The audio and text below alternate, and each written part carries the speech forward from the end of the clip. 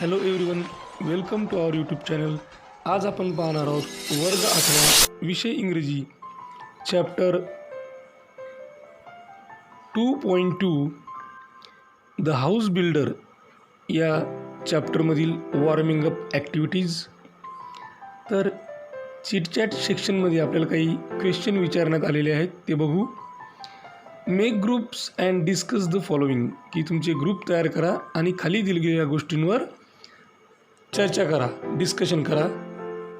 First question, what is retirement from occupation, की एखाद्या कोणत्याही व्यवसायातून रिटायरमेंट म्हणजेच निवृत्ती म्हणजे काय? And the answer, retirement from occupation means you stop doing your job, work, etc. because you have reached a particular age. Second question, when do people retire, की लोग retire कधी होतात, निवृत्त केव्हा होतात? People generally retire at the age of 60. Some retire before 60 also. Third question, for what reasons do people have to retire from their occupation, की लोक कोणत्या कारणामुळं, असे काय कारणं असतात की ज्याच्यामुळं लोक त्यांच्या व्यवसायामधून निवृत्ती घेतात, रिटायरमेंट घेतात? Old age is the main reason for having retirement from occupation. Sometimes health problems also compel some people to retire. Some people who lived successful life for a long time decide to retire for living with their families and enjoy a happy life. Fourth question, how do people spend their time after retirement? लोक आपल्या रिटायरमेंटनंतर, निवृत्तीनंतर आपला वेळ कसा घालवतात? Answer, after retirement most people spend their time with their families. Some enjoy their incomplete hobbies and some do social work of their liking.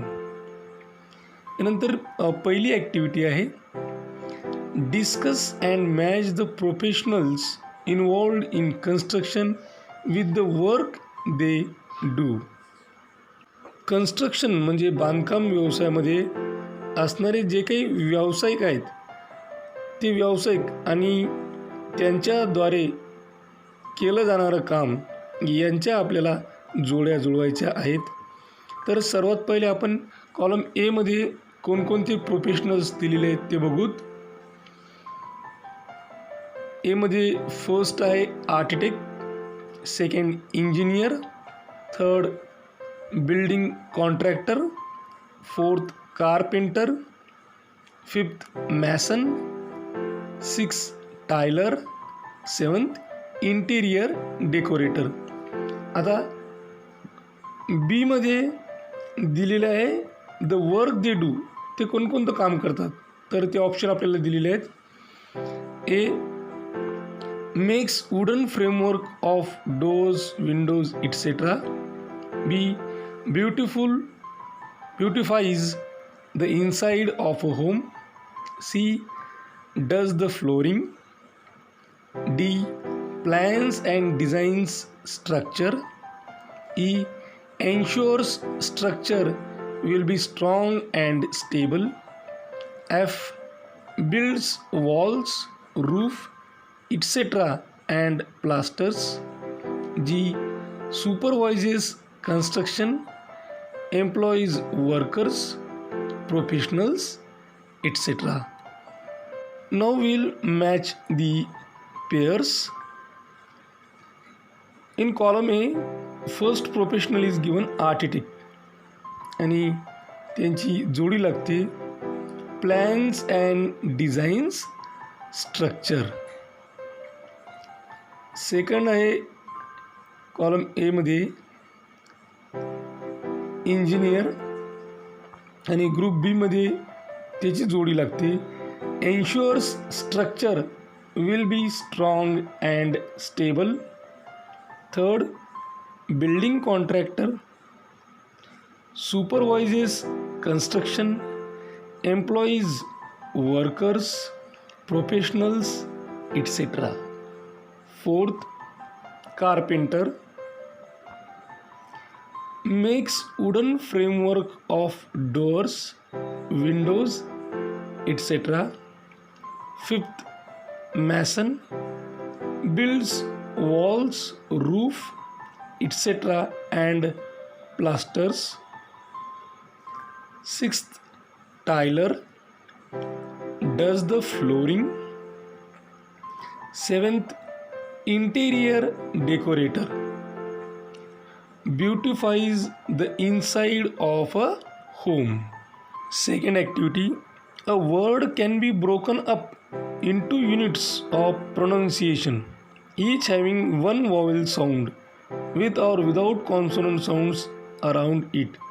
की एखादा शब्द ज्यावेळेस आपण उच्चारत असतो त्यावेळेस तो शब्द मधात तोडला जातो युनिट्समध्ये, प्रोनाऊन्सिएशनच्या युनिट्समध्ये, आणि each having one vowel sound, की त्यांच्यामध्ये एक वॉवेल साऊंड असतो आणि त्या ठिकाणी तो तोडला जातो.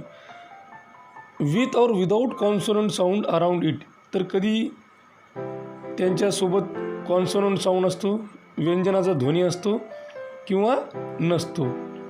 Each such unit is called a syllable. असे जे युनिट आपण करतो ते प्रत्येक युनिट म्हणजेच काय, एक सिलेबल आहे. सिलेबलला मराठीमध्ये आपण शब्दावयव असं म्हणतो. फॉर एक्झाम्पल, टू हा शब्द आहे. To, got, will, see, etcetera have just one syllable. हे जे शब्द आहेत टू, गॉट, विल, सी, यामध्ये एक सिलेबल असतो. त्यानंतर वर्ड आहे फादर, या ठिकाणी फादर. मॅसन तर मॅसन, बिल्डर तर बिल्डर. हॅव टू सिलेबल्स, या ठिकाणी टू सिलेबल आहेत. एक आहे फादरमध्ये फादर, मॅसनमध्ये मॅसन, बिल्डरमध्ये बिल आणि डर. या ठिकाणी दोन सिलेबल्स आहेत. Engineer, carpenter, construction et cetera have 3 syllables. हे बघा, आपण शब्द घेऊ इंजिनियर. तर इंजिनियरमध्ये इन हा पहिला सिलेबल, जिन हा दुसरा सिलेबस आणि इयर हा तिसरा सिलेबल झाला.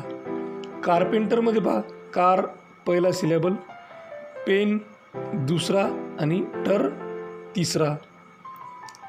कन्स्ट्रक्शनमध्ये कन्स पहिला सिलेबल, ट्रक दुसरा सिलेबल आणि शन हा जरा तिसरा सिलेबल. या ठिकाणी 3 सिलेबल आपल्याला या शब्दामध्ये पाहायला मिळतात.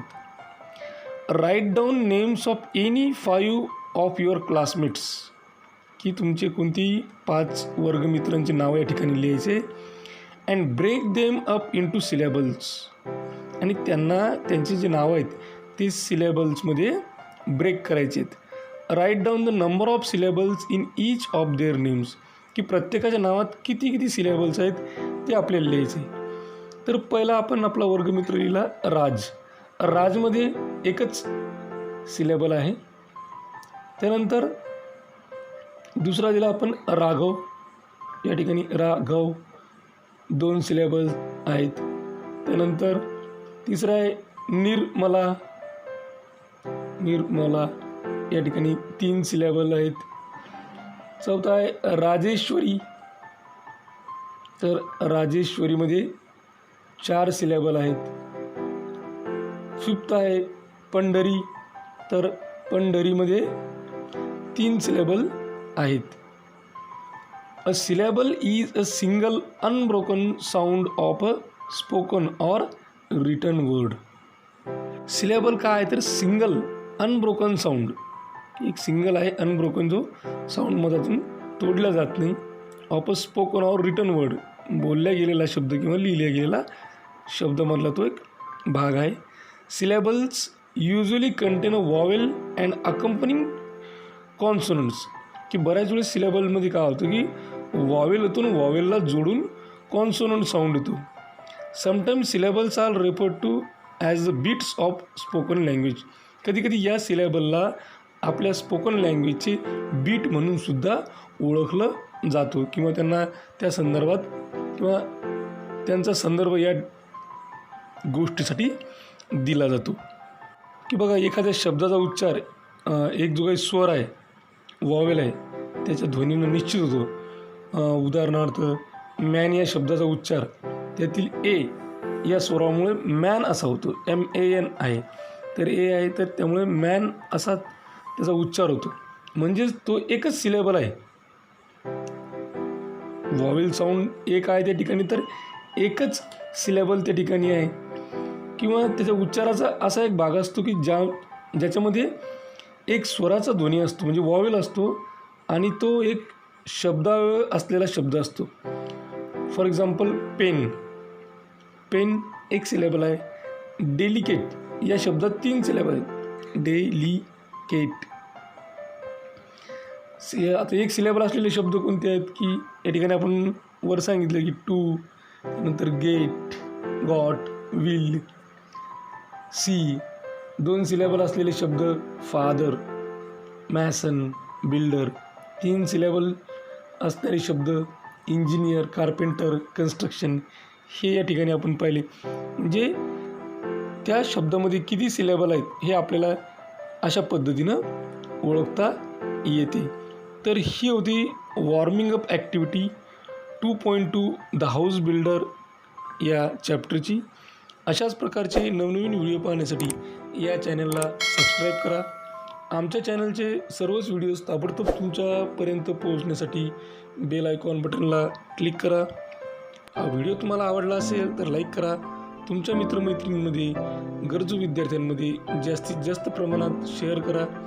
काही अडचण असेल, काही सजेशन असेल, काही इन्फॉर्मेशन असेल किंवा रिप्लाय द्यायचा असेल तर कमेंट बॉक्समध्ये कमेंट करा.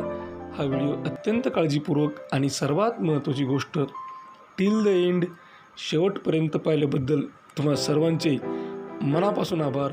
थँक्यू. Thanks a lot.